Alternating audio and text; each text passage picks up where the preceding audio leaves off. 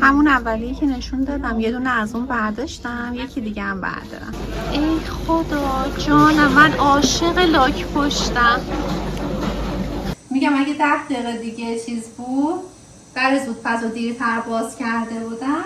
سلام به همه دوستای عزیز و گلم، حالتون چطوره؟ امیدوارم هر کجا که هستید حال دلتون عالی باشه و تنتون سلامت. من اومدم بیرون، دارم میرم خرید.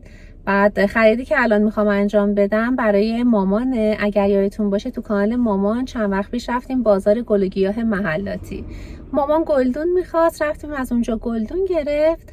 بعد اینکه الان دید که یه چند تا پای گلدون لازم داره، استند گلدون دید که یه چند تا لازم داره. برای همین من الان اومدم بیرون که برم برای مامان استند گلدون بخرم. دیگه بعدش هم یه مقدار کار دارم که به کارهای دیگه من برسم. بعد راستی اینم بگم که من میکروفون دیگه الان استفاده نکردم. تو ویدیوی قبلی که میکروفون زدم صدا رو بم کرده بود و من خودم پسند نکردم اصلا. تو ادیت که داشتم ادیت میکردم یعنی اصلا نپسندیدم صدایی که با میکروفون ضبط شده رو. اتفاقا چند تا از دوستانم کامنت زده بودن که فرید جون صدای میکروفون خوب نبود، صدات خوب نیافتاده بود.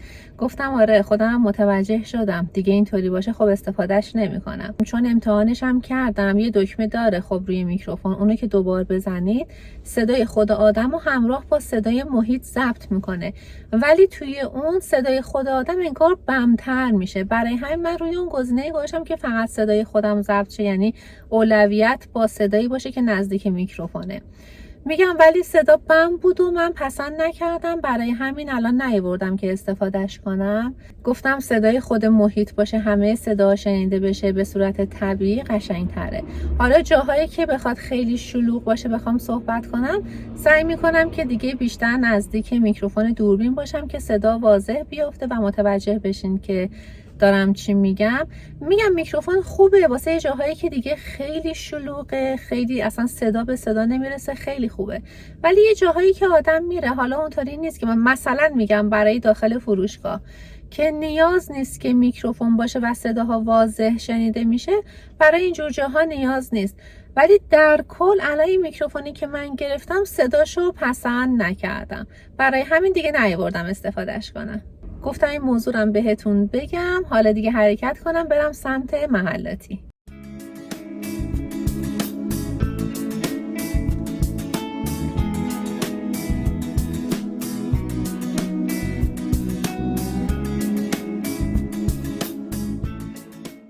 من رسیدم از اون دری که اون سری با مامان وارد شدیم، دیگه از اونجا نرفتم. ماشین رو آوردم تو این خیابون جای پارک بود، از این در پشتی دارم وارد میشم. من الان اینجا زده پارکینگ هم داره، من نمیدونستم. الان دیدم زده پارکینگ عمومی بازار گل شهید محلاتی. من از این درش وارد شدم.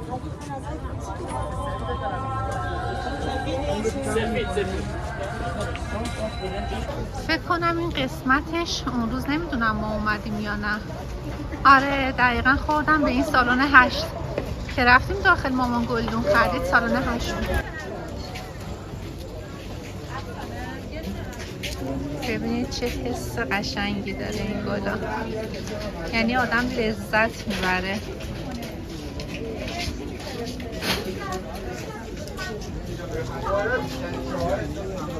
این ماهی ها رو ببینید،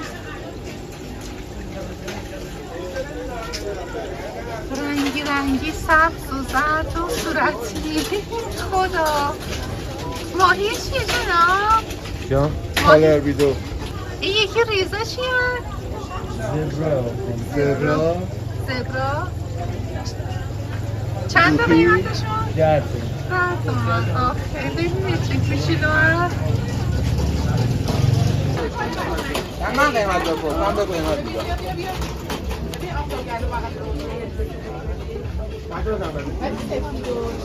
آفتاب گردونا رو ببینید، من اون روز یادم رفت بخرم، امروز دیگه باید بگیرم.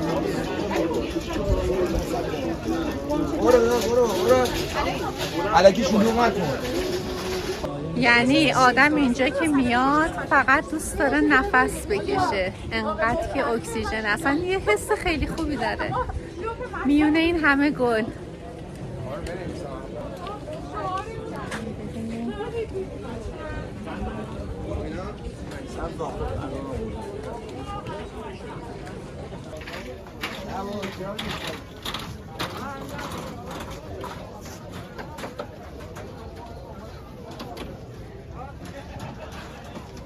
از اینجا هم برگشتنی از اینجا بود سنگایی داشت یه جا بود سنگایی تزیینی داشت مامان سنگ تزیینی میخواد حالا برم استندای مامانو بگیرم بعد برگشتنی از همون فروشگاهی که اون سری بهشون گفتم میام گل آفتاب گردون میگیرم یادم رفت برمیگردم از خود همین ایشون میگیرم الان نزدیکشونم اول باید برم اون سمت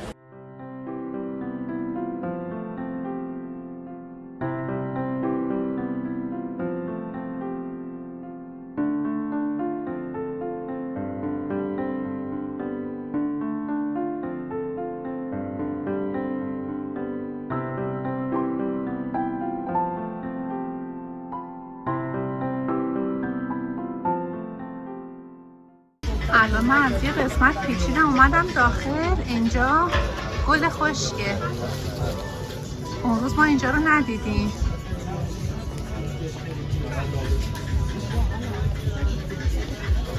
چقدر قشنگن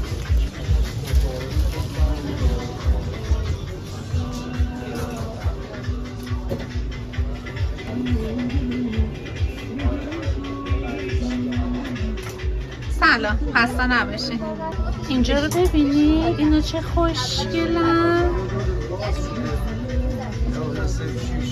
چه قیمته؟ متوجه نشدم از 50 تا 100 از 50 تا 100 الان این چه قیمته؟ اون 80 80 تومن چه خوشگله اینا رو ببینید خیلی نازن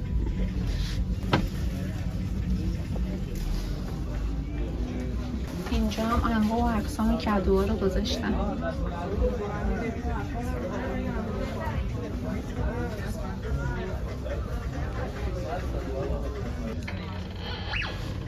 یعنی هر کدومشون یه جوری خوشگله اینو الان ببینید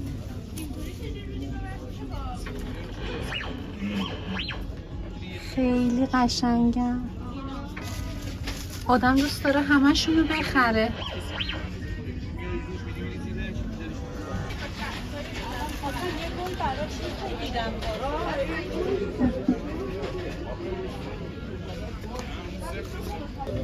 اینجا هم انار کوچولو گذاشتن اینا برای شب یلدا کدو و انار و اینا قشنگه دیگه میگم هر کدومشون یه جوری قشنگه آدم دوست داره همه رو برداره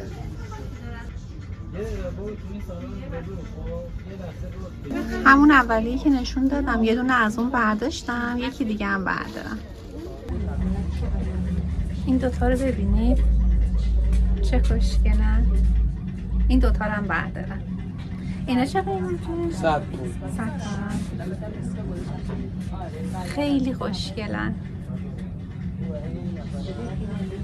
ولی الان این دوتا رو من الان گذاشتم نیست حالتاشون مثل همه اینو بردارم این رنگش جذاب تره برم ببینم میتونم یکی دیگه انتخاب کنم یا نه اینم پسند کردم اینم برداشتم خوشگله حالا دوربین میگیرم ستاشو با هم ببینیم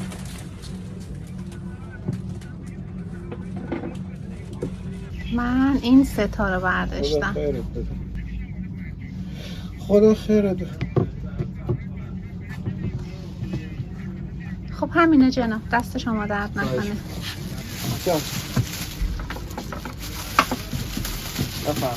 دست شما درد نکنه سلامت بشه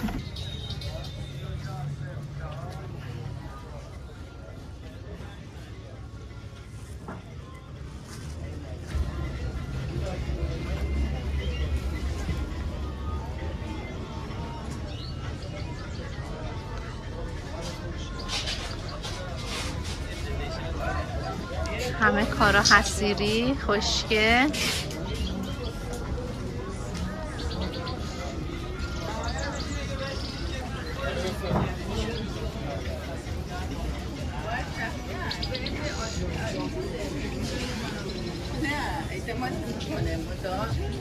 فکری داره.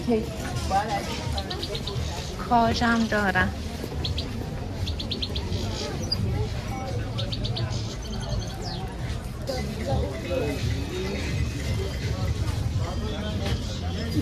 این دوربینه رو ببینید چه بامزه. چه خیطیه. اینم رادیو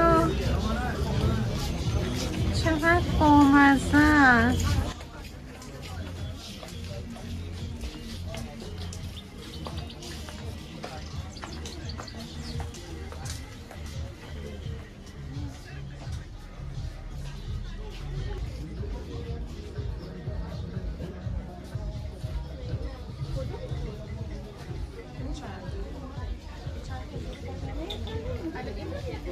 ما اون روز این قسمت دکوریا رو ندیدیم.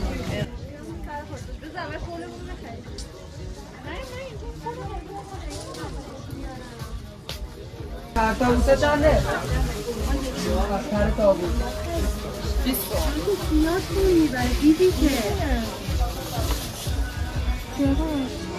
چقدر خوشگلن این پرا. از سایز کوچیکش داره تا بزرگ.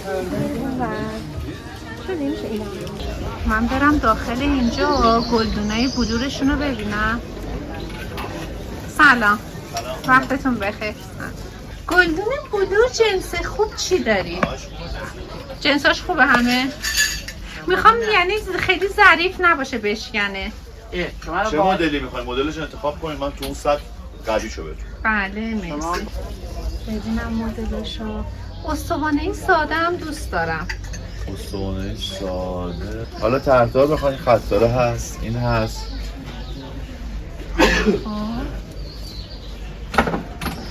مدل دیگه این هم هست، بالاش استوانه است، پایینش هلالی.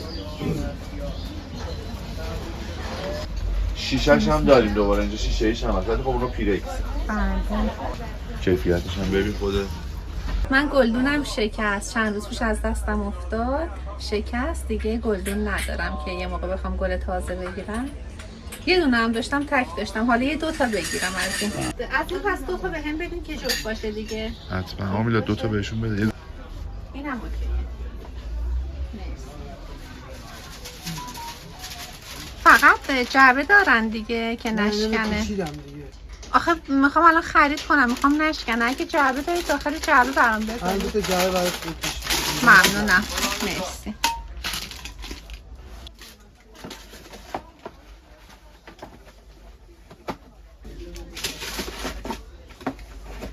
دست شما درد نکنه. قبلا یه خود سرمایه، بعد یه کمی سرد شد، دوباره گرم شد، دوباره گردش شروع شد. دیدید من چقدر میام قسمت این وسایل حسیری و اینا دوست دارم. کلا علاقه خاصی دارم، حس خوبی بهم دست میده.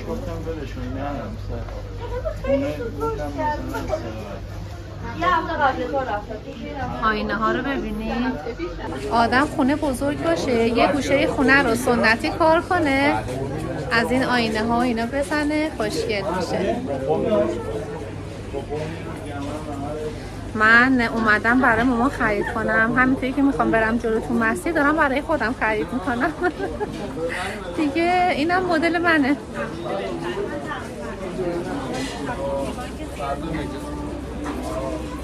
عزیزان چه بالا خوشگلی، مبارکتون باشه.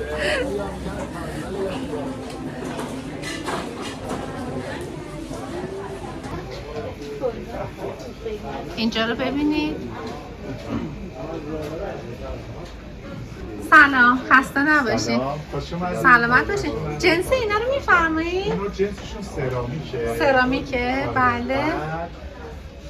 اسمشون در واقع ایران باستان.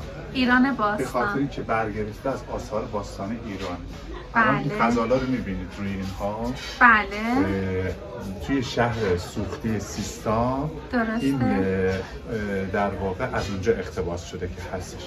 بله. اولین انیمیشنی هم که توی دنیا تولید شده درسته. از این اقتباس شده. بله. فوق العاده کارهای خاصی هم 110 تا طرح داره. بسیار زیباست. خیلی یعنی؟ همونجوری گوی اشکانی، بعد صفوی، قدح، خیامی، همشون اسم دارن.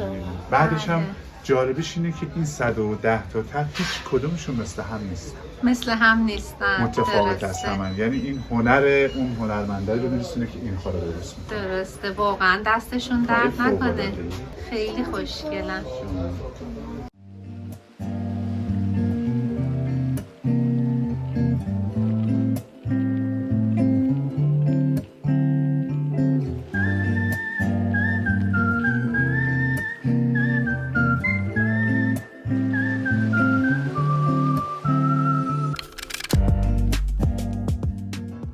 قیمت این کارتون رو میفرمایید؟ جان این گوی اشکانی رو این زیرش قیمت نیست، این یکی بدم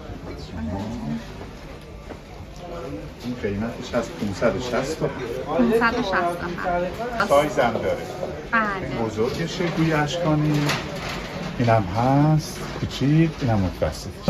حالا دهنمک هست، آسیاب هست، اینا رو استفاده های متعددی میکنن ازش. اینجا شمع میذارن یا لامپ میذارن به عنوان شبخواب ازش استفاده میکنن، یا حتی داخل آکواریوم میتونن بذارن. بله. فوق‌العاده کار خاصی.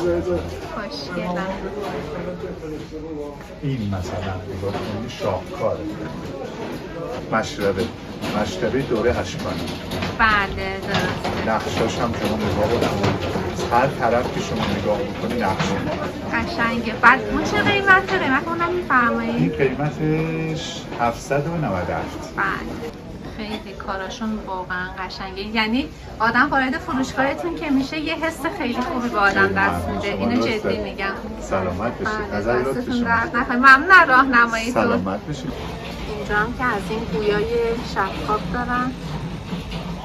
اون چه قشنگه، قلب وسطش داره میچرخه.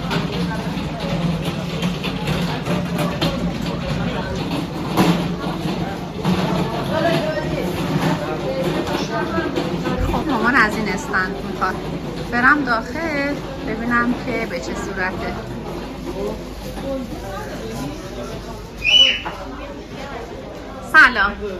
سلام وقتتون بخیر. استند میخواستم. از هر سه تا سایزش میخوام.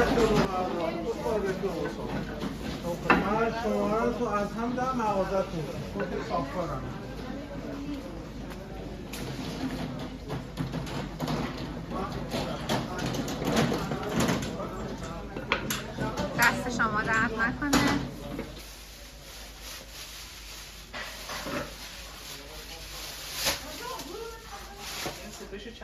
این هم از پایه ها.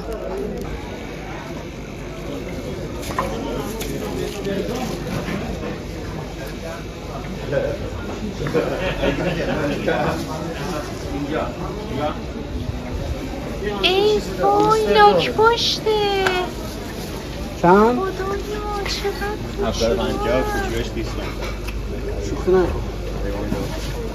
این یکی ها کوچولوش. ای خدا جانم، من عاشق لاک پشتم. خیلی خوبه. 750,000 تومان فرمودی؟ بله. آبتون هم نداره. سلامت باشید. مرسی. باش آقا. مرسی. بله. آخه این کوچولوهاشه. اینا دوزیسته. بعد این چه قیمت کوچیکش؟ 250. خیلی خوشگلن. آبتون هم نداره. سلامت باشید. مرسی آقا، ممنون. خدا نگهدار.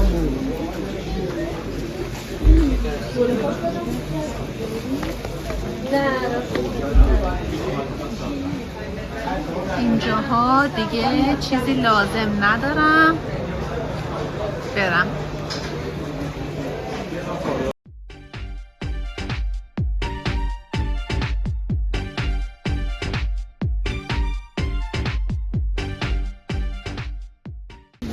گل آفتاب گردونم بگیرم.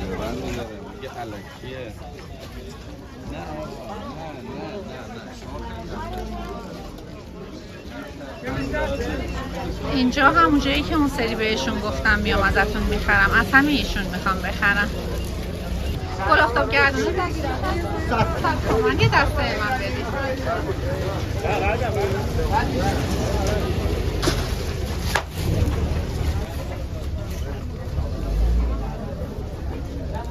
ببینمش. این خوبه دیگه، تازه است. درسته؟ همینو برام بذارید. مرسی. میخوای کوتاه کنم؟ بله کوتاهش کنید یه مقدار. یه مقدار کوتاه.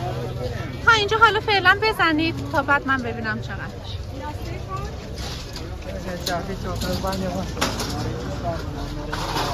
اینم گل آفتابگردون، گل مورد علاقم، یعنی عاشقشم.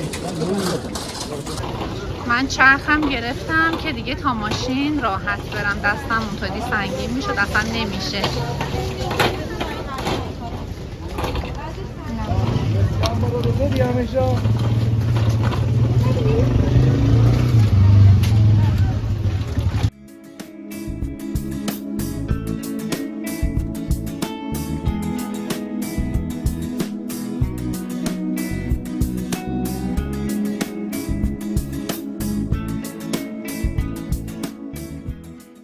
خب من برم داخل عطاری، دانه کینوا میخوام ببینم دارن.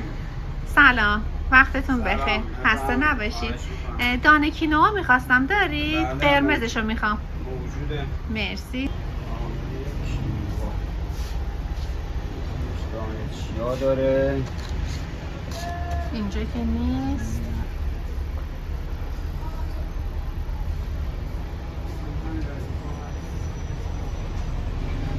شاید اینجا تمام کردیم داخل قفس‌ها.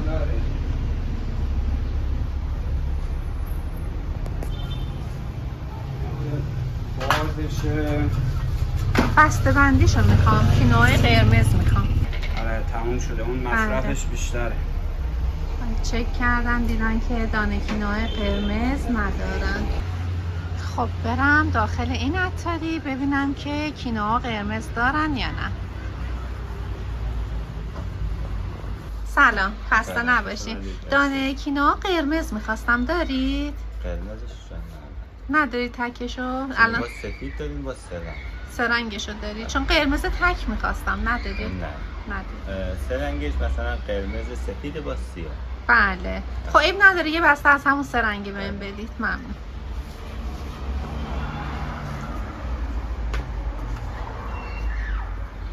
اینجا کینوا سفید، کینوا سرنگ.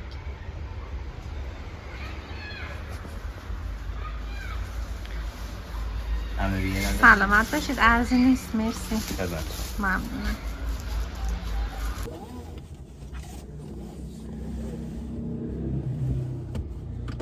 دیگه برم خونه.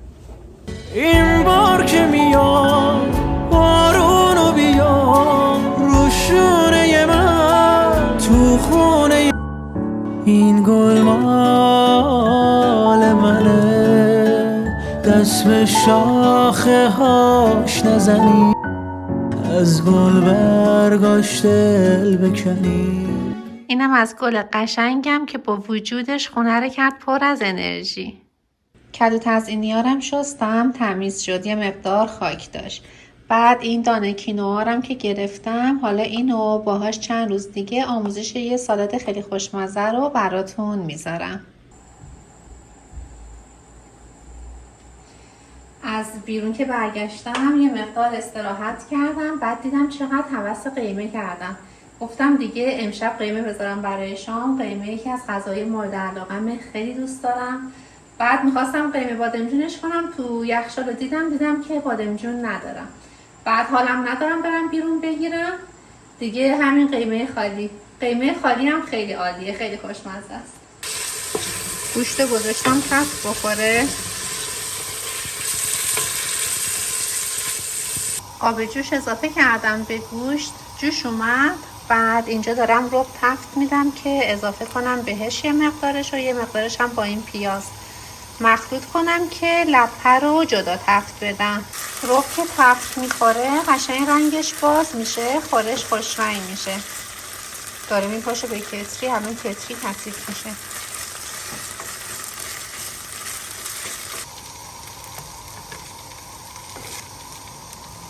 خب من یه مقدارش رو ریختم داخل زودپز، یه مقدارش هم اون تو همین تابه مخلوط کنم.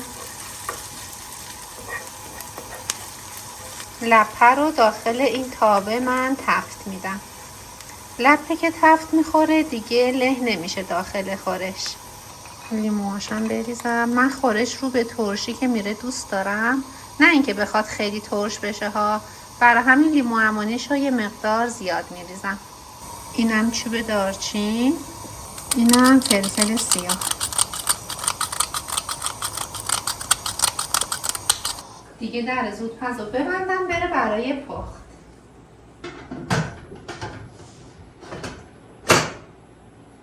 خب دارچینم بردارم، خیس شد زیرش.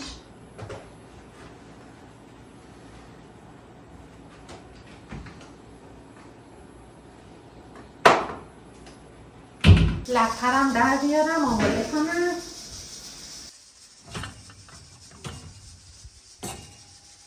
لپرم ریختم تفت بخوره، داخل همون پیاز و یه مقدارم که از همون روبی که تفت دادم با پیاز قاطی کردم، بعد لپرم بهش اضافه کردم. سیب زمینی هم خورد کنم که سرخ کنم. من خلاله سیب زمینی هم خوبه ها که آماده است آدم میگیره، ولی من خودم ترجیح میدم که سیب زمینی باشه، خورد کنم سرخ کنم، این بیشتر بهم میچسبه. فقط نگاه کنید چجوری گلک زدم. چرا اینجوری؟ حالا از این بر میزنم نازک شه. ببینید چجوری شده مدلش. خوبه، بخوام بزنم از کنارش بد میشه. من قبلا توی شرکتی که کار میکردم این موضوع برای 6-7 سال پیشه. بعد یه همکار داشتم، ایشون خیلی قیمه دوست داشت، یعنی میگفتش که بچه‌ها سعی کنید قیمه نیارید شرکت، چون مجبور میشید با غذای من عوض کنید. یعنی واقعا یه چیزی میگم یه چیزی میشنوید. قیمه عجیب دوست داشت. بعد زیادم درست میکرد میآورد. الان که دارم درست میکنم یادمون همکارم افتادم.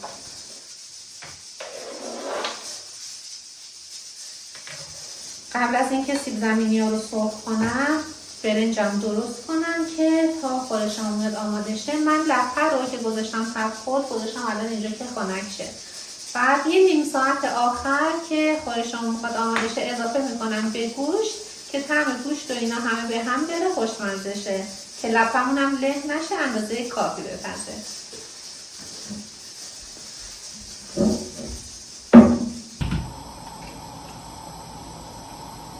لپش رو اضافه کردم، نمکش هم اضافه کنم دیگه، درش رو ببندم که یه مقدارم با لپه بپزه که لپش هم پخته شه.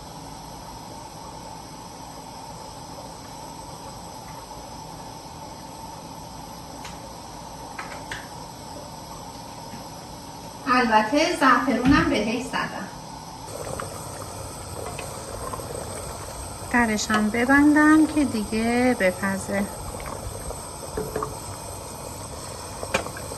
گاز کثیف کردم، روغن پاشید.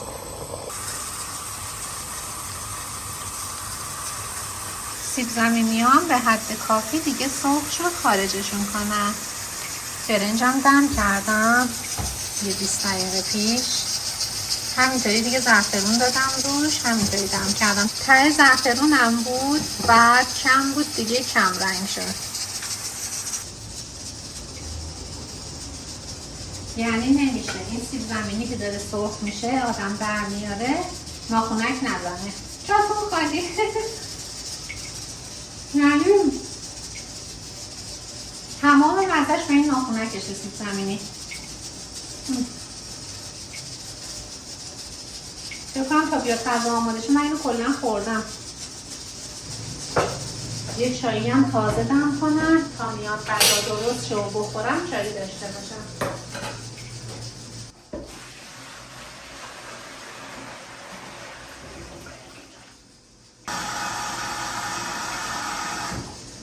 ساعت هم 10 دقیقه به 11. من هنوز شام نخوردم. دوست دوست دارم که آدم زود شام میخوره، خب خیلی بهتره، ولی بعضی وقتا دیگه وقت نمیشه دیگه، اینطوری دیر میشه. بعضی موقع هم دیر خوبه، نمیدونم چرا یه لذت خاصی داره. اینجا رو نشونتون بدم، من تازه در زودپز رو زود باز کردم. ببینید لپش از ایناست که زود میپزه. این لپه رو من جدید گرفتم، تازه میگم زود باز کردم، گفتم بذار تستش کنم، یه موقع اینا نباشه که خیلی زود له میشه. از ایناست که خیلی زود میپزه. الان 20 دقیقه‌ای کاملا نرم شده، یعنی انگار اینو نباید داخل زودپز مثلا آدم در زودپز رو ببند، باید یه در همینطوری بذاریم روش که پخته بشه، نباید در زودپز کیپ باشه. بعد منم دوست ندارم لپه داخل خورش نرم بشه که بخواد بره به سمت له شدن. دوست دارم که درسته باشه، بعد در حد مناسب پخته باشه. ولی خب اینطوری شد. اتفاقا وقتی هم میخوام بخرم همیشه سفارش میکنم، میگم لپه‌ای به من بدین که تو پخت له نشه. حالا این سری اینطوری شد دیگه، شانس منه. میگم اگه 10 دقیقه دیگه چیز بود، در زودپز رو دیرتر باز کرده بودم، بکنم این لپه کامل له شده بود دیگه. حالا یه مقدار دیگه آبش کشیده بشه، بعد زودپز رو زیرش رو خاموش کنم.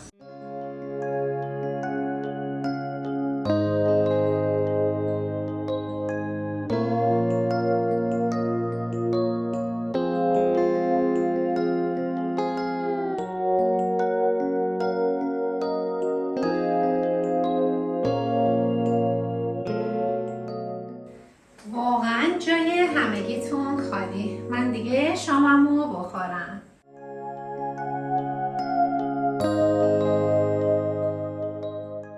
دیگه ظرفارم بشورم، گازم تمیز کنم، یه چایی بریزم برم بشینم دیگه، کار تمام میشه.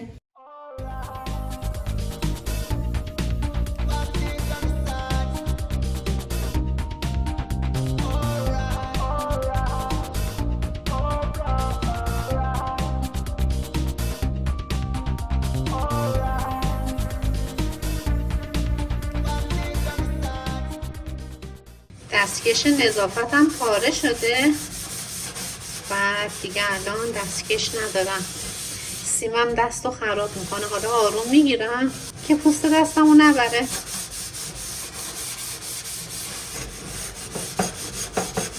یعنی آدم بعد از هر غذا سریع اگه گازو تمیز کنه دیگه همیشه تمیزه،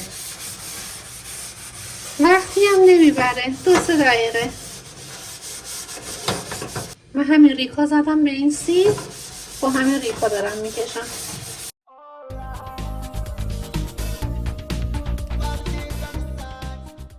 حالا یه بار دیگه قشنگ دستمال نم میزنم میکشم و دوباره خشک میکنم. یعنی من اگر گاز لک باشه، کثیف باشه، اصلا کلافه میشم، نمیتونم تحمل کنم. باید سریع تمیز کنم بعد از هر آشپزی. اینم دیگه از چایی آخر کار.